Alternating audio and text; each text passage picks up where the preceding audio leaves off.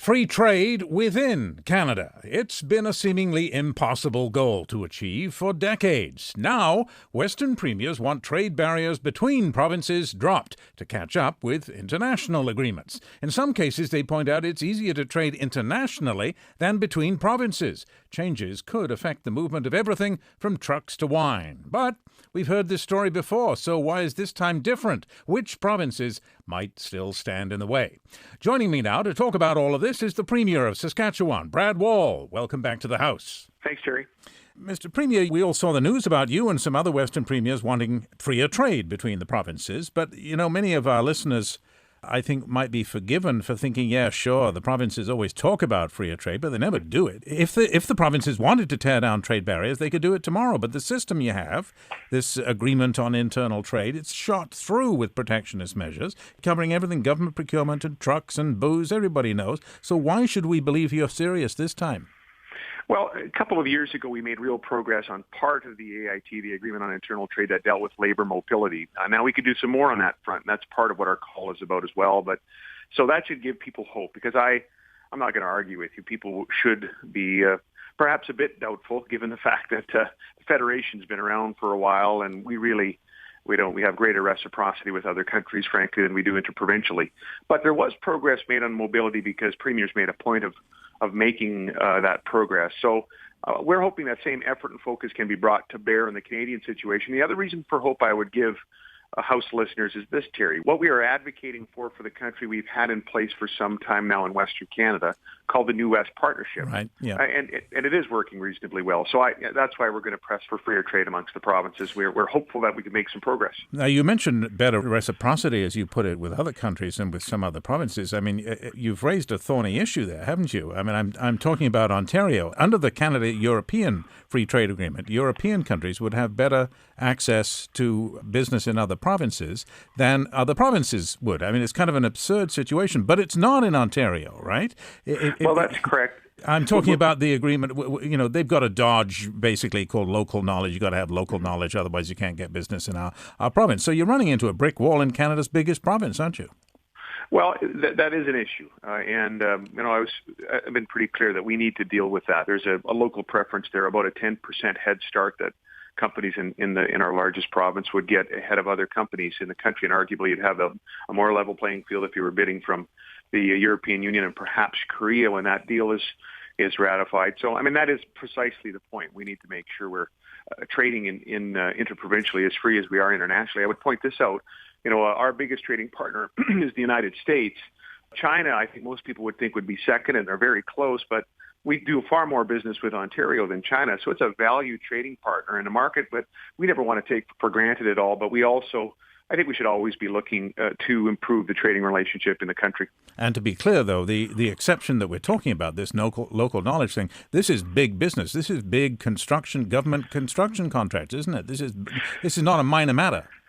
It is not a minor matter. I mean, all governments are engaged right now in some sort of an infrastructure outbuild. Certainly we are in the province. Ontario is. And Ontario is looking at some significant transportation infrastructure projects.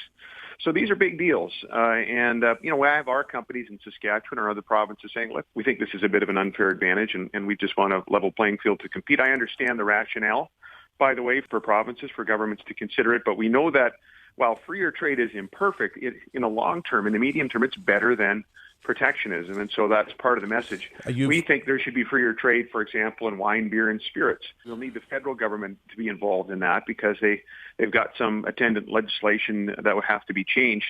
But it's 2014, and it's pretty complicated to buy some wine in Niagara with a view to bringing it back to the province. That shouldn't be that way, I don't think, and I think people in Ontario would agree. You mentioned the federal role. As you know, James Moore, the federal industry minister, has been talking about the same issue of internal trade barriers, and it seems to me you took a rather polite but noticeable swipe at Mr. Moore in your letter to your fellow premiers, saying that you appreciate the federal government's recent interest in this topic, suggesting whether he's a little late to the game, I think. But surely the point is it's not his game. It's only the provinces that can tear down provincial trade barriers.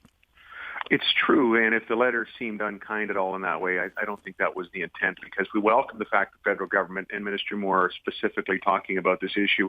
There is a few areas, like on the issue of wine and beer and spirits, where there's federal legislation that needs to be changed, then they need to be a part of it. But you're right, principally, this is a provincial matter, and we need as premiers to drive the process. The federal government can provide some encouragement and moral suasion, and they're doing that. Minister Moore's doing that. He's out in front of the issue. That's helpful.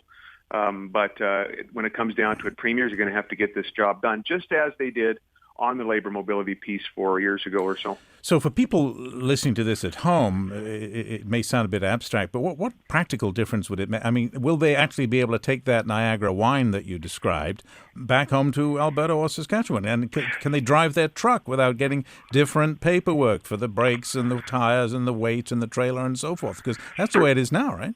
That's precisely what would happen at the very sort of grassroots level, right on the ground, in terms of customers. Also, as taxpayers, if we have broader competition for public tendering, I mean, we're going to have hopefully a savings for taxpayers in the cost of these larger projects, the more we have that are able to bid on them on a level playing field.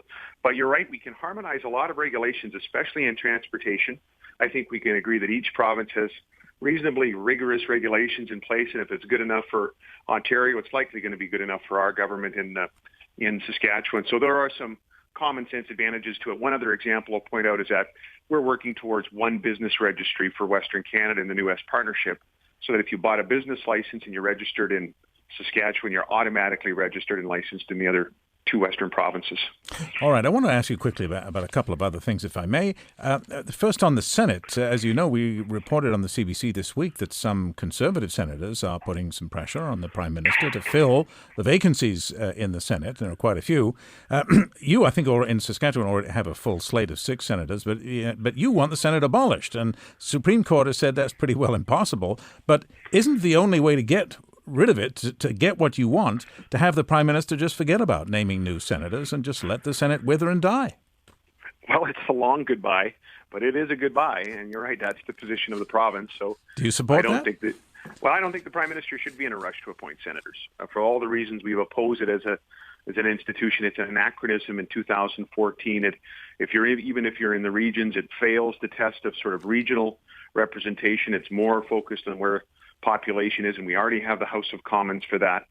So, yeah, I mean, atrophy is not a bad end game as well for the Senate as far as we're concerned, and we don't think the Prime Minister should be in any particular hurry to appoint senators. But that's not quite the same as saying he shouldn't appoint them ever. He should just forget about it. Well, I don't think we'd have a problem if he came out emphatically and said, look, we just think this institution is not relevant. It's unelected. And for the other reasons I've just mentioned, we're not going to be appointing any more senators for the life of this government. You think he'd get away with that? You think that would work? Well, I mean, who would sort of be the sponsor of the outcry of the? Not you, obviously. Against it. No, I'm not Canadians. I don't think. I mean, if there were no more senators appointed, I'm not sure there'd be a lot of Canadians rallying to that sort of political flag. I'm sure there would be some. There would be a debate and a discussion, but this institution has, I think, just become irrelevant, and it is an anachronism. It's an appointed body. It doesn't serve as great regional representation. It's mostly informed by party discipline. We already have that in the House of Commons, and so party discipline typically usually dictates the vote of senators. And so I just don't know what check and balance usefulness there is there, and I'm sure Canadians might wonder about are wondering about it as well. Premier Wall, before I let you go, I want to ask you how your province and your neighbours in Manitoba, of course, are dealing with some pretty serious flooding. Do you need help from the federal government, or is it manageable as it now stands in Saskatchewan? Well, we're in a better spot today, but it was a significant flood event for us because of the massive region all over southeast Saskatchewan that it touched. The direct answer to your question is there is a disaster flood mitigation initiative that was in the 2014 federal budget. There's just not enough money there because the amount of projects we know are needed across the country far outstrip what's there. And so even Western premiers called for the federal government to make sure that this program, which we welcome, is properly resourced. I'm not sure that's the case.